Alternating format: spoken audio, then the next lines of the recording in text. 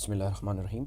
Hello everyone, this is Syed Malik, and in this video we're going to solve seventh problem of depreciation from intermediate second year textbook accountancy. Now let us begin with our problem.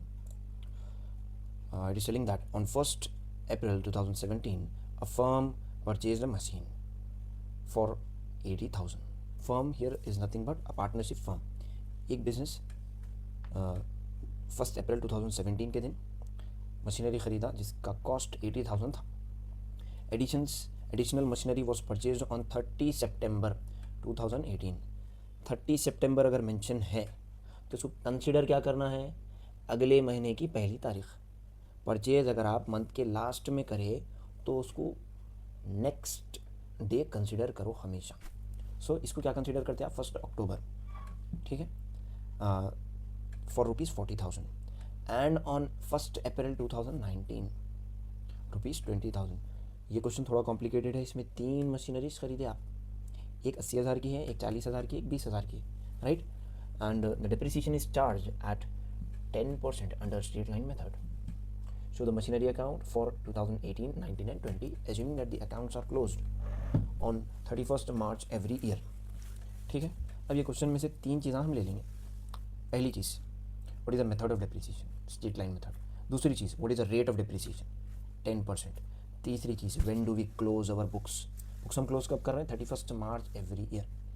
So immediately after reading this we will begin with our first transaction, जो कि कब हुआ था, 1 अप्रैल 2017 के दिन. क्या करें आप, खरीदे तो डेबिट साइड लिखना है, टू बैंक ब्रैकेट में M1, ठीक है. Amount is 80,000, right. Then after that ये साल कब खत्म होता है, देखो ये साल कब खत्म हो रहा, 31 मार्च 2018. अब साल ख़त्म होने से पहले हम बुक्स क्लोज करते, उससे पहले विल कैलकुलेट डिप्रिसिएशन. अब फर्स्ट ईयर का डिप्रिसिएशन कितना है, लेट अस सी. स्ट्रेट लाइन मेथड है, M1 सिर्फ फर्स्ट ईयर में सिर्फ M1 है हमारे पास. इसका ओरिजिनल कॉस्ट 80,000 है. 80,000 का 10% 8,000 होता है. Directly will write 8,000 amount. अब बैलेंस कैरिड डाउन मालूम करना है, तो टोटल करो, जो टोटल ज़्यादा है वो दोनों तरफ लिख दो. सो 80,000 हम दोनों तरफ लिख देते. From this 80,000 we will subtract 8,000 जो कि 72,000 है, right. And this is balance carried down. Balance carried down लिखे तो बैलेंस ब्रॉट डाउन लिखना आपकी रिस्पॉन्सिबिलिटी है. So it will jump from the credit side and move to the debit side below the total. Date बदल जाती. Date क्या थी, 1 अप्रैल 2018, right. And अब देखो ये साल कब खत्म हो रहा, 1 अप्रैल 2018 को शुरू हुआ है, ख़त्म कब होता, 31 मार्च 2019. ये डेट 1 अप्रैल 2018 से लेके 31 मार्च 2019 के बीच में भी ख़रीदे आप. यस, क्या ख़रीदे आप, और एक मशीनरी ख़रीदे. कब ख़रीदे, 30 सितंबर 2018 सितंबर. सो ख़रीदे तो किधर लिखते हैं हम, डेबिट साइड. क्या लिखते, to bank.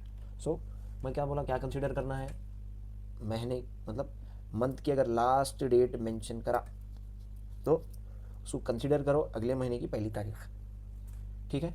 So 1/10/2018 to bank bracket में M2 में लिख दिया, दैट इज़ 40,000. अब ये साल कब खत्म होता, 31 मार्च 2019. अब साल ख़त्म होने से पहले हम डिप्रिसिएशन कैलकुलेट करते हैं. Let us see the depreciation of second year.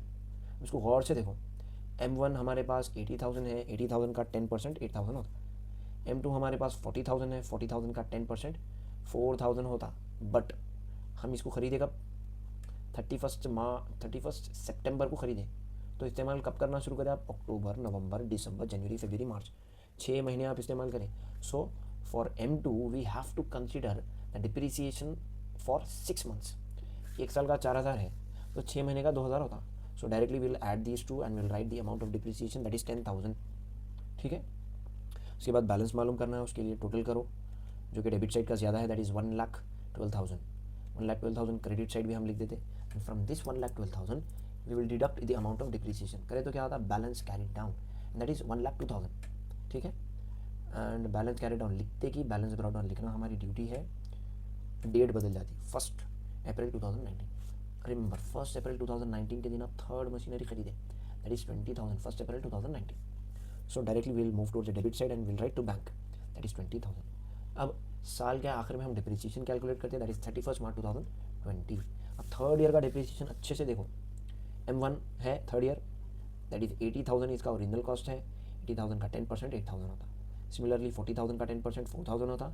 और 20,000 का 10% 2,000 होता है. So the total of this entire depreciation will be 14,000. तीनों मशीनरीज का टोटल करो, लिख डालो. And everything is done. अब बैलेंस मालूम करना है, टोटल करो. 1,22,000 ज़्यादा है. From this 1,22,000 we will deduct 14,000. इसको माइनस करें तो क्या आता, that is balance carried down 1,08,000. अब बैलेंस कैरिड डाउन करे बाद ब्रॉड डाउन करना आपकी रिस्पॉन्सिबिलिटी है, राइट. इसकी डेट चेंज हो जाती है, that's it. From this we have completed the 7th problem of depreciation. The next video will complete 8th problem.